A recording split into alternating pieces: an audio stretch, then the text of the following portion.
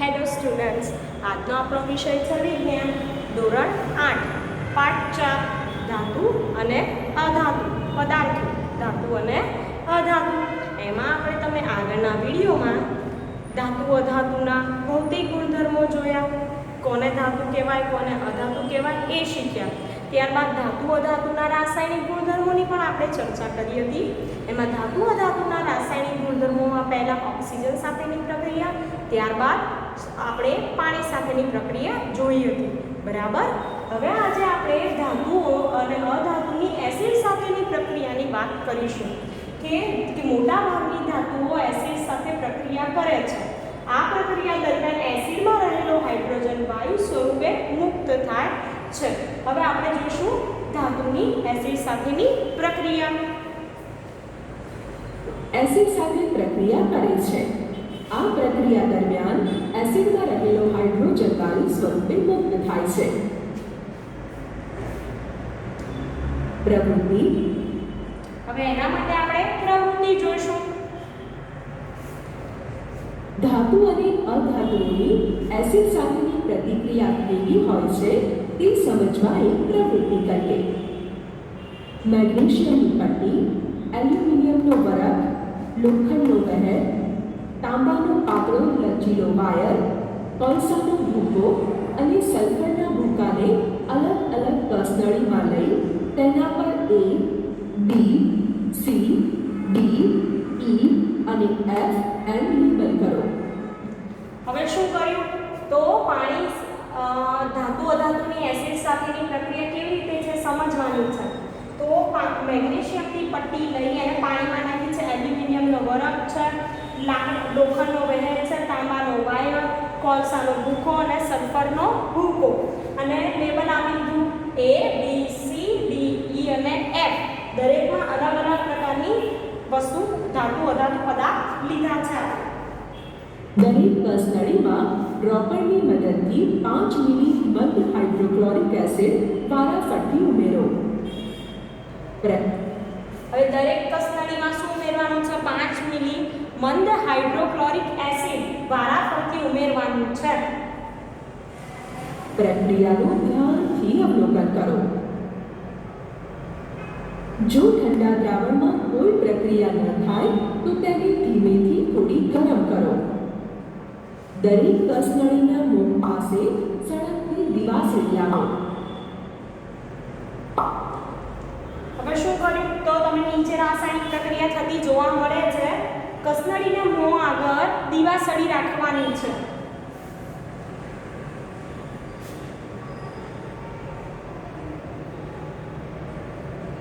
મેગ્નેશિયમની પટ્ટી, એલ્યુમિનિયમના વરખ, લોખંડના વહેર સાથે ઓરડાના તાપમાને અને ગરમ કરતા પ્રક્રિયા થવાથી ક્ષાર બને છે અને હાઇડ્રોજન વાયુ ઉત્પન્ન થાય છે. હવે અહીંયા જો કસનળીમાં તમે બધા કે મેગ્નેશિયમની પટ્ટી, એલ્યુમિનિયમના વરખ, લોખંડના વહેર સાથે ઓરડાના તાપમાને ગરમ કરતા પ્રક્રિયા થવાથી શું બને છે? તો યાદ રાખજો, ક્ષાર બને છે. અને કયો વાયુ ઉત્પન્ન થાય? તો હાઇડ્રોજન વાયુ ઉત્પન્ન થાય છે. આ હાઇડ્રોજન વાયુ તમે જોઈ શકો છો, અંદર પરપોટા દેખાઈ રહ્યા છે. એ કયો વાયુ છે? હાઇડ્રોજન વાયુ છે. કઈ કઈ ધાતુ હતી? મેગ્નેશિયમની પટ્ટી, એલ્યુમિનિયમના વરખ અને લોખંડનો વહેર. કસનળીના મુખ પાસે સળગતી દિવાસળી લઈ જતા ધાણી ફૂટ્યા જેવો અવાજ આવે છે. હવે કસનળીના મુખ પાસે સળગતી દિવાસળી લઈ જતા ધાણી ફૂટ્યા જેવો અવાજ, પોપ જેવો અવાજ આવે છે. બરાબર.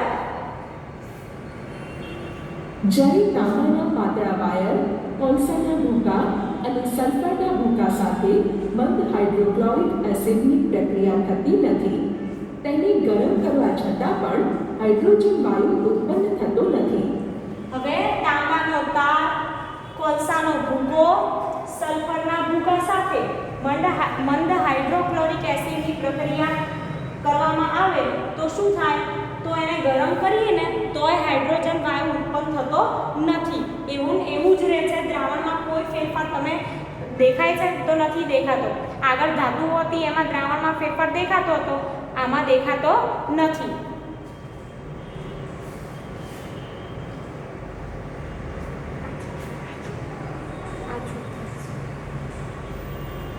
આ જ પ્રવૃત્તિનું પુનરાવર્તન બંધ સલ્ફ્યુરિક એસિડ ઉમેરી કરો. હવે આ જે ધાતુઓ લીધી હતી, પદાર્થો લીધા હતા ધાતુ અધાતુ, એમાં મંદ સલ્ફ્યુરિક એસિડ નાખવાનું છે. આગળ આપણે હાઇડ્રોક્લોરિક એસિડ નાખ્યું, હવે સલ્ફ્યુરિક એસિડ નાખીશું અને પ્રવૃત્તિ કરીને જોઈશું.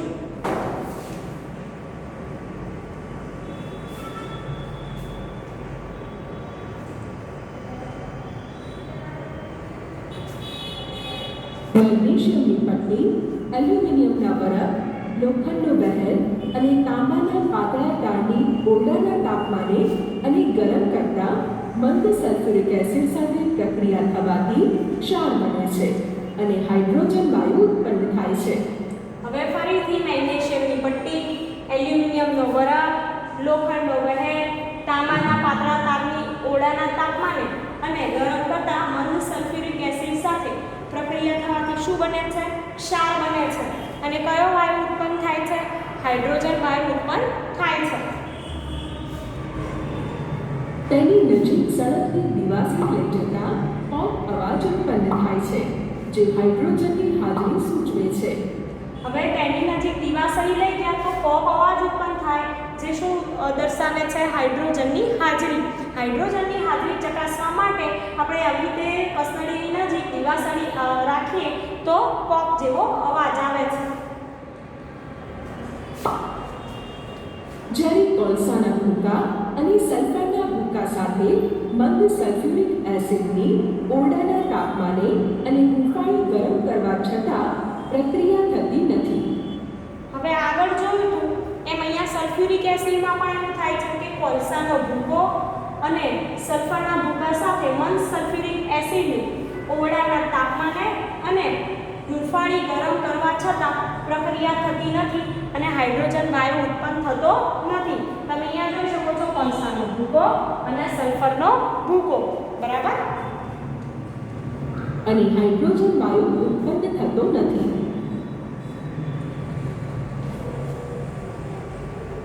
હવે અહીંયા જો કસનળીનું level A, B, C, D, E, F. ધાતુ અધાતુ, ધાતુ અધાતુ છે કે મેગ્નેશિયમની પટ્ટી, એલ્યુમિનિયમનો વરખ, લોખંડનો બહેર, તાંબુ એટલે કે પાતળો લચીલો વાયર લીધો છે. ત્યારબાદ કોલસો, એનો ભૂકો અને સલ્ફરનો ભૂકો. મંદ સલ્ફ્યુરિક એસિડ સાથે પ્રક્રિયા ઓરડાના તાપમાને ક્ષાર અને હાઇડ્રોજન વાયુ ઉત્પન્ન કરે છે. આ એલ્યુમિનિયમમાં પણ ક્ષાર અને હાઇડ્રોજન વાયુ ઉત્પન્ન થાય. લોખંડના બહેરમાં પણ ક્ષાર અને હાઇડ્રોજન વાયુ, તાંબામાં પણ ક્ષાર અને હાઇડ્રોજન વાયુ ઉત્પન્ન થાય છે. કોલસો પ્રક્રિયા થતી નથી અને સલ્ફર પ્રક્રિયા થતી નથી, બરાબર? કોલસા અને સલ્ફરમાં યાદ રાખજો. અને હુંફાળી ગરમ કસનળીને આપણે ગરમ કરીએ તો શું થાય? તો એમાં પણ ક્ષાર અને હાઇડ્રોજન વાયુ ઉત્પન્ન થાય છે. તાંબુ, એલ્યુમિનિયમ, લોખંડ અને મેગ્નેશિયમની પટ્ટી, પણ સલ્ફર અને કોલસામાં કોઈ પ્રક્રિયા થતી નથી.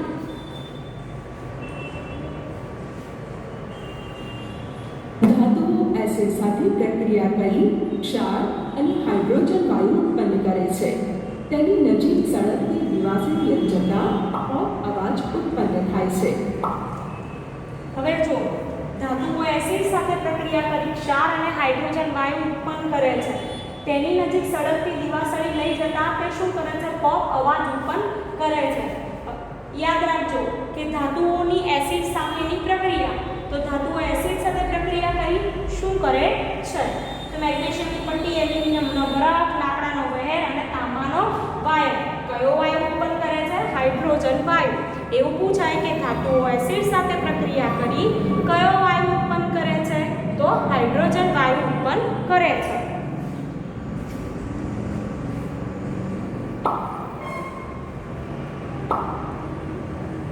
જ્યારે અધાતુઓ એસિડ સાથે પ્રક્રિયા કરતા નથી અને સળગતી દિવાસળી લઈ જતા પોપ અવાજ ઉત્પન્ન થતો નથી. અધાતુઓ છે એસિડ સાથે પ્રક્રિયા કરતા નથી અને સળગતી દિવાસળી લઈ જતા પોપ અવાજ ઉત્પન્ન થતો નથી. અધાતુમાં છે કોલસાનો ભૂકો અને સલ્ફરનો ભૂકો, એ બંને અધાતુ છે. એ એસિડ સાથે પ્રક્રિયા કરતા નથી, યાદ રાખજો. અને હાઇડ્રોજન વાયુ પણ ઉત્પન્ન થતો નથી. ધાતુમાં ઉત્પન્ન થાય છે, અધાતુમાં હાઇડ્રોજન વાયુ ઉત્પન્ન થતો નથી. તાંબાની મંદ હાઇડ્રોક્લોરિક એસિડ અને મંદ નાઇટ્રિક એસિડ સાથે પ્રક્રિયા થતી નથી. તાંબાને ગરમ કરવા છતાં પણ મંદ હાઇડ્રોક્લોરિક એસિડ સાથે પ્રક્રિયા કરતું નથી. હવે અહીંયા તાંબાની વાત છે, બરાબર. તાંબુ કે તાંબાની મંદ હાઇડ્રોક્લોરિક એસિડ અને મંદ નાઇટ્રિક એસિડ સાથે કોઈ પ્રક્રિયા થતી નથી. તેમ તાંબાને આપણે ગરમ કરીએ આવી રીતે તો પણ એ મંદ હાઇડ્રોક્લોરિક એસિડ સાથે કોઈ પ્રક્રિયા કરતું નથી. પરંતુ તે સલ્ફ્યુરિક એસિડ સાથે પ્રતિક્રિયા કરે છે. તાંબુ શેની સાથે પ્રક્રિયા કરે છે? તો યાદ રાખજો, સલ્ફ્યુરિક એસિડ સાથે પ્રતિક્રિયા કરે છે.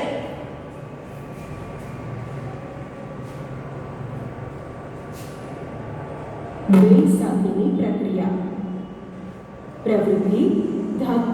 હવે ધાતુઓની આગળ એસિડ સાથેની પ્રક્રિયા જોઈ. હવે આપણે ધાતુ અધાતુની બેઝ સાથેની પ્રક્રિયા જોવાની છે. ધાતુની બેઝ સાથેની પ્રક્રિયા સમજવા એક પ્રવૃત્તિ કરીએ. સોડિયમ હાઇડ્રોક્સાઇડની 3-4 ગોળીઓને પ્લાસ્ટિકની ચમચી વડે લઈ 5 મિલી પાણીમાં ઓગાળીને સોડિયમ હાઇડ્રોક્સાઇડનું તાજું દ્રાવણ બનાવો. હવે શું કર્યું?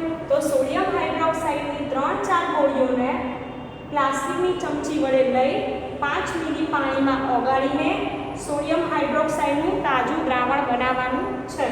યાદ રાખજો કે સોડિયમ હાઇડ્રોક્સાઇડની 3-4 ગોળીઓને પ્લાસ્ટિકની ચમચી વડે 5 મિલી પાણીમાં ઓગાળીને શું બનાવવાનું? સોડિયમ હાઇડ્રોક્સાઇડનું તાજું દ્રાવણ બનાવવાનું છે.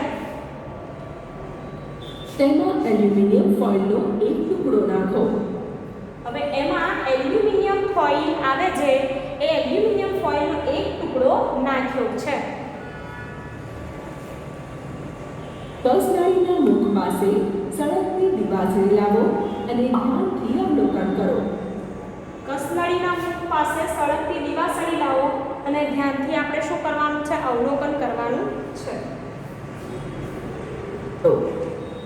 અવલોકન કરતા જણાય છે કે જ્યારે કસનળીના મુખ પાસે સળગતી દિવાસળી લઈ જતા ધાણી ફૂટ્યા જેવો પોપ અવાજ આવે છે.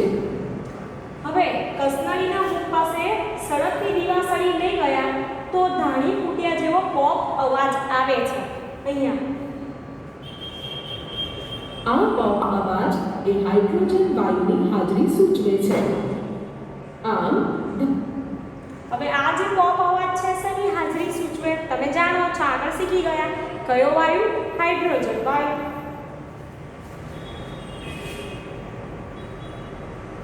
ધાતુઓ સોડિયમ હાઇડ્રોક્સાઇડ સાથે પ્રક્રિયા કરીને હાઇડ્રોજન વાયુ ઉત્પન્ન કરે છે. હવે ધાતુઓ છે, ધાતુ કઈ લીધી હતી આપણે? એલ્યુમિનિયમ અને સોડિયમ હાઇડ્રોક્સાઇડ સાથે પાણી સાથે પ્રક્રિયા કરી શું મળ્યું? તો અહીંયા એનું રાસાયણિક સમીકરણ આપેલું છે. અને કયો વાયુ ઉત્પન્ન કરે? તો હાઇડ્રોજન વાયુ. અધાતુઓની બેઝ સાથેની પ્રક્રિયા જટિલ છે.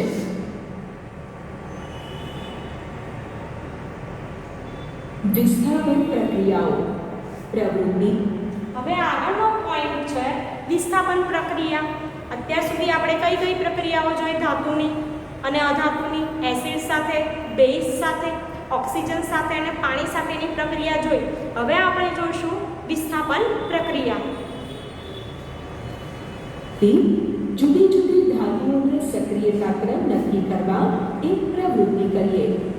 હવે વિસ્થાપન પ્રક્રિયા કેમ કરવામાં આવે છે? કે જુદી જુદી ધાતુઓના સક્રિયતા ક્રમ નક્કી કરવા. તમને વિચાર આવશે કે સક્રિયતા ક્રમ એટલે શું? તો કઈ ધાતુઓ બીજી ધાતુ કરતાં વધુ સક્રિય છે એ જાણવા માટે આપણે આ પ્રવૃત્તિ કરીએ છીએ.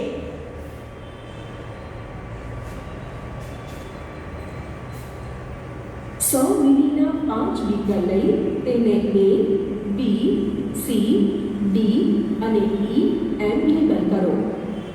હવે 100 મિલીના 5 બીકર લેવાના છે. 1, 2, 3, 4 ને 5. એમાં A, B, C, D, E M label કરવાનું. આ તમને દેખાય છે શું છે? તો બીકર છે એ બીકરને 5 આમ નામ આપી દેવાના છે અને 100 મિલી પાણી સંગ્રહ કરી શકે દ્રાવણ. દરેક બીકરમાં લગભગ 50 મિલી જેટલું પાણી લો. દરેક બીકરમાં 50 મિલી જેટલું પાણી ભર્યું છે, યાદ રાખજો.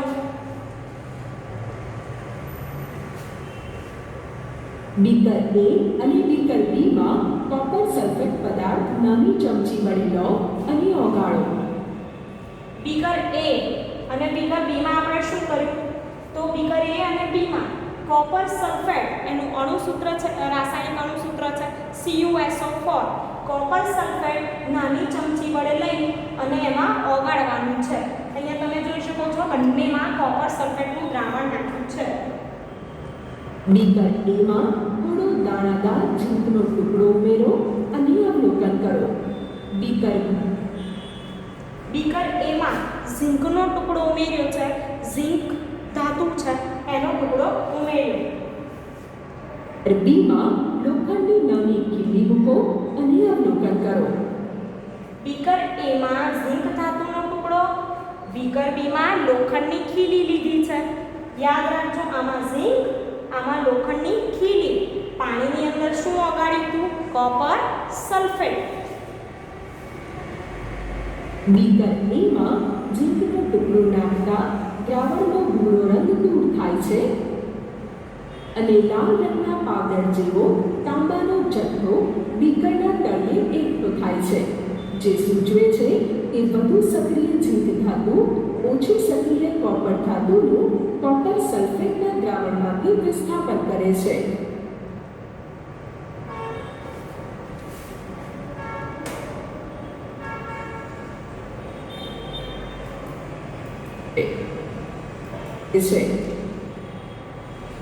હવે અહીંયા જુઓ કે શું કર્યું? બીકર એમાં આપણે ઝીંકનો ટુકડો નાખ્યો તો એટલે દ્રાવણનો ભૂરો રંગ શું થાય? અહીંયા જો કોપર સલ્ફેટ નાખ્યું હતું એટલે દ્રાવણનો રંગ ભૂરો હતો. પછી ઝીંકનો ટુકડો નાખ્યો બીકર એમાં તો કોપર સલ્ફેટના દ્રાવણનો ભૂરો રંગ દૂર થાય છે અને લાલ પાવડર જેવો તાંબાનો જથ્થો બીકરના તળિયે શું થાય? એ તમે જોઈ શકો છો જમા થાય છે અને એ સૂચવે છે કે વધુ સક્રિય ઝીંક ધાતુ ઓછી સક્રિય કોપર ધાતુનું કોપર સલ્ફેટના દ્રાવણમાંથી વિસ્થાપન કરે છે. ઝીંક ધાતુ એ શું કરે છે? તો કોપર સલ્ફેટનું દ્રાવણ લીધું હતું એમાંથી કોપરનું શું કરે છે? વિસ્થાપન કરે છે. તો અહીંયા સમીકરણ આપ્યું છે રાસાયણિક કે Zn એટલે ઝીંક એ કેવી અવસ્થામાંથી સોલિડ એટલે ઘન અવસ્થામાં. કયું દ્રાવણ? તો કોપર સલ્ફેટ CuSO4. હવે બંને વચ્ચે રાસાયણિક પ્રક્રિયા થઈ, શું મળ્યું? તો કોપરનું વિસ્થાપન કર્યું એટલે કોપરને છૂટી પાડી અને ઝીંક ધાતુ છે સલ્ફેટ સાથે શું થયું? જોડાઈ ગઈ એટલે એને કહેવાય ZnSO4 ઝીંક સલ્ફેટ. એવું વંચાય એટલે કે Zn એ કોપર કરતાં કેવી છે? વધુ સક્રિય ધાતુ છે. જે વધુ સક્રિય ધાતુ હોય તો જ પાણીમાં રહેલા ધાતુનું શું કરી શકે? દ્રાવણમાંથી ધાતુનું વિસ્થાપન કરી શકે. ઓછી સક્રિય ધાતુ હોય તો એ વિસ્થાપન કરશે નહીં. એટલે ઝીંક કોપર કરતાં વધુ સક્રિય હતી એટલા માટે થઈ શું થયું? તો કોપરનું વિસ્થાપન થયું. અને આ પ્રક્રિયા તમે તમારી નોટમાં લખજો. બીકર B માં લોખંડની ખીલી નાખતા દ્રાવણનો ભૂરો રંગ દૂર થાય છે અને લાલ રંગના પાવડર જેવો તાંબાનો જથ્થો બીકરના તળિયે એકઠો થાય છે, જે સૂચવે છે કે વધુ સક્રિય લોખંડ ધાતુ ઓછી સક્રિય કોપર ધાતુનું કોપર સલ્ફેટના દ્રાવણમાંથી વિસ્થાપન કરે છે. હવે જો બીકર B માં શું થયું? તો બીકર B માં કોપર સલ્ફેટનું દ્રાવણ લીધું હતું. કોપર સલ્ફેટના દ્રાવણની અંદર લોખંડની ખીલી નાખી હતી આપણે, બરાબર? તો બીકર B માં લોખંડની ખીલી નાખતા દ્રાવણનો ભૂરો રંગ શું થઈ ગયો? દૂર થઈ ગયો અને નીચે તળિયે લાલ રંગનો પાવડર જમા થાય છે. એવું કેમ થયું? તો લોખંડ છે એ લોખંડ એ કોપર સલ્ફેટના કોપર કરતાં વધુ સક્રિય ધાતુ છે એટલા માટે એણે કોપરનું વિસ્થાપન કર્યું. કોપરના વિસ્થાપન થવાથી એનો ભૂરો રંગ દૂર થયો અને જે લોખંડ છે એ સલ્ફેટ સાથે જોડાઈ ગયું. તો અહીંયા રાસાયણિક પ્રક્રિયા આપી છે. હવે આના પરથી શું કહી શકાય કે લોખંડ છે એ કોપર કરતાં વધુ સક્રિય ધાતુ છે તો જ એનું વિસ્થાપન થઈ શકે. તો અહીંયા સમીકરણ આપ્યું છે કે Fe સોલિડ એટલે Fe ની લોખંડની સંજ્ઞા છે Fe ફેરસ. કોપર સલ્ફેટનું દ્રાવણ એનું સૂત્ર છે CuSO4. હવે એણે શું કર્યું તો આ Fe છે એણે કોપરને દૂર કરી અને એ કોપર સલ્ફેટ સાથે શું થયું જોડાઈ ગયું એટલે FeSO4 એને કહેવાય ફેરસ સલ્ફેટ. અને કઈ ધાતુનું વિસ્થાપન કર્યું તો કોપર ધાતુનું એણે શું કર્યું વિસ્થાપન એટલે કે કોપર ધાતુને દૂર કર્યું. હવે બીકર સી અને બીકર ઈ માં ઝીંક સલ્ફેટનો પાવડર એક નાની ચમચી જેટલો લઈ ઓગાળો. હવે સી અને ઈ માં શું લીધું છે ઝીંક સલ્ફેટનો એક પાવડર લીધું. યાદ રાખજો આગળ કોપર સલ્ફેટ હતું અત્યારે છે ઝીંક સલ્ફેટ. બીકર સી માં તાંબાનું ભૂચડું અને બીકર ઈ માં લોખંડની ખીલી ઉમેરી અવલોકન કરો. બીકર સી માં તાંબાનું ભૂચડું અને બીકર ઈ માં લોખંડની ખીલી ઉમેરી શું કરવાનું અવલોકન.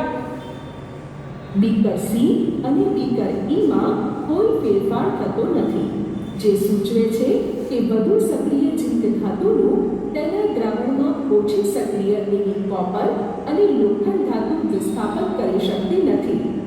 આથી કોઈ પ્રક્રિયા થયા વગર દ્રાવણમાં પદાર્થ એમને એમ પડ્યો રહે છે. હવે જો બીકર સી અને ઈ માં શું થયું કે કોઈ ફેરફાર થતો નથી. કેમ? કારણ કે વધુ સક્રિય ઝીંક ધાતુનું તેના દ્રાવણમાં ઓછી સક્રિય એવી ધાતુ એનું વિસ્થાપન કરી શકતી નથી. તાંબાનો તાર અને લોખંડ લીધા હતા એ ઝીંક કરતા કેવા છે ઓછા સક્રિય એટલે એનું વિસ્થાપન કરી શક્યા નહીં. એટલે બંનેમાં કોઈ પ્રક્રિયા થતી નથી અને દ્રાવણમાં પદાર્થ એમનો એમ જ પડ્યો રહે છે. એનું રાસાયણિક સમીકરણ આપ્યું છે ઝીંક સલ્ફેટ, અહીંયા કોપર, અહીંયા ફેરસ. તો તમે જાણો છો કે ઝીંક એ વધુ સક્રિય છે કોપર અને ફેરસ કરતા, એટલા માટે કોઈ પ્રક્રિયા થઈ નહીં. તો તમે શું શીખ્યા આના પરથી કે વધુ સક્રિય ધાતુ હોય તો જ વિસ્થાપન શક્ય છે. ઓછી સક્રિય ધાતુ એ વધુ સક્રિય ધાતુનું વિસ્થાપન કરી શકતી નથી. બીકર ડી માં આયર્ન સલ્ફેટ પાવડર એક નાની ચમચી જેટલો લઈ ઓગાળો અને તેમ. હવે બીકર ડી માં આયર્ન સલ્ફેટ પાવડર એક નાની ચમચી જેટલો લઈ ઓગાળો અને તેમાં તાંબાનું ભૂચડું નાખો અને અવલોકન કરો. યાદ રાખજો આયર્ન સલ્ફેટનો પાવડર અને તાંબાનું ભૂચડું. તેમાં તાંબાનું ભૂચડું નાખો અને અવલોકન કરો.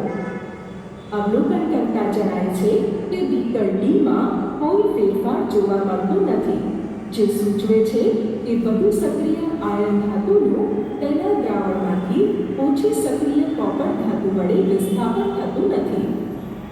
હવે શું થયું આ બીકરમાં પણ તો અવલોકન કરતા જણાય કે બીકર ડીમાં કોઈ ફેરફાર જોવા મળતો નથી. કેમ એવું થયું તો ફેરસ સલ્ફેટનું દ્રાવણ ફેરસ એ અંદર નાખ્યું હતું કોપર, તાંબાનો તાર એ કોપર કહેવાય. તો કોપર એ ફેરસ કરતાં ઓછી સક્રિય ધાતુ છે એટલા માટે શું થયું તો પ્રક્રિયા થતી નથી. પાંચેય બીકરના દ્રાવણોના અવલોકન પરથી કહી શકાય કે વધારે સક્રિય ધાતુ ઓછી સક્રિય ધાતુનું વિસ્થાપન કરે છે, પરંતુ ઓછી સક્રિય ધાતુ એ વધુ સક્રિય ધાતુનું વિસ્થાપન કરી શકતી નથી. હવે આ પાંચેય બીકર જુઓ તમે Zn, Fe, Zn, Zn ને Fe. એમાં શું નક્કી થયું કે વધુ સક્રિય ધાતુ હોય એ ઓછી સક્રિય ધાતુનું વિસ્થાપન કરી શકે, પણ ઓછી સક્રિય ધાતુ હોય એ વધુ સક્રિય ધાતુનું વિસ્થાપન કરી શકતી નથી. જેમ કે ઝીંક હતું પછી Fe અને કોપર તો એ બંને કેવા હતા સક્રિય હતા એટલે વિસ્થાપન થયું. બાકીનામાં શું થયું કે વિસ્થાપન થયું નહીં. આમ આ પ્રક્રિયા પરથી કહી શકાય કે ઝીંક, આયર્ન અને કોપર ધાતુ પૈકી ઝીંક એ આયર્ન અને કોપર કરતાં વધુ સક્રિય છે. તો સૌથી વધુ સક્રિય ધાતુ કઈ તો ઝીંક એ આયર્ન અને કોપર કરતાં ઝીંક એ વધુ સક્રિય ધાતુ છે. જ્યારે કોપર એ આયર્ન કરતાં ઓછી સક્રિય છે. અને કોપર એ શું કહેવાશે તો આયર્ન કરતાં ઓછી સક્રિય ધાતુ છે. આમ ઝીંક, આયર્ન અને કોપર પૈકી ઝીંક સૌથી સક્રિય જ્યારે કોપર સૌથી ઓછી સક્રિય છે. હવે ત્રણેયની વાત કરીએ, ઝિંક, આયર્ન અને કોપર. ઝિંક, આયર્ન અને કોપરમાં ઝિંક વધુ સક્રિય, કોપર સૌથી ઓછી સક્રિય. હવે એને આપણે સક્રિયતા ક્રમ મુજબ ગોઠવીએ અને સક્રિયતાનો ક્રમ આ મુજબ છે. પહેલા ઝિંક, પછી આયર્ન અને છેલ્લે કોપર. ઝિંકની સક્રિયતા આયર્ન કરતાં વધુ અને આયર્નની સક્રિયતા કોપર કરતાં વધુ છે. પહેલીનો પ્રશ્ન હતો કે બીકર સી, બીકર ડી અને બીકર ઈમાં શા માટે કોઈ ફેરફાર થતો નથી? તેનો ઉત્તર ઝિંક, આયર્ન અને કોપર ધાતુની સક્રિયતા પરથી આપી શકાય છે. ઓછી સક્રિય ધાતુ વધુ સક્રિય ધાતુનું વિસ્થાપન કરી શકતી નથી.